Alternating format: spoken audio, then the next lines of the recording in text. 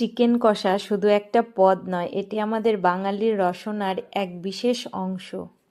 কড়াইতে ফুটছে মশলার ঝাঁঝালো গন্ধ, আর সেই গন্ধে গোটা বাড়ি ভরে উঠেছে।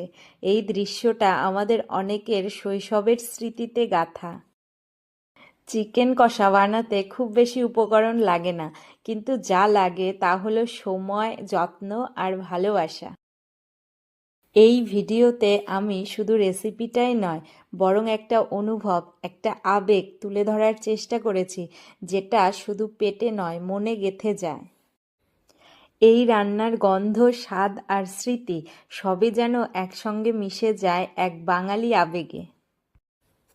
রান্নাটা করতে গিয়ে আমি যেন আবার ফিরে গেলাম শৈশবের সেই দুপুরে।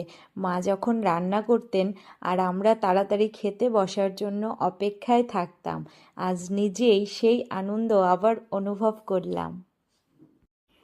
কথাগুলো বলতে বলতে আমার তৈরি হয়ে গেল ঘরোয়া ঝাল মশলাদার আর একেবারে বাঙালি ঘরানার চিকেন কষা। গরম গরম ভাত আর পরোটার সাথে পরিবেশন করলেই জমে যাবে রসনা। রান্নার পদ্ধতি যেমন সহজ, স্বাদ কিন্তু একেবারে রেস্টুরেন্টের মতো। রান্নার সময় ধৈর্য রাখলেই এই পদটি হবে নিখুঁত। আজকের মতো এইটুকুই। আবার দেখা হবে নতুন একটি ভিডিও নিয়ে। ভালো থাকুন, সুস্থ থাকুন আর রান্না করতে ভালোবাসুন।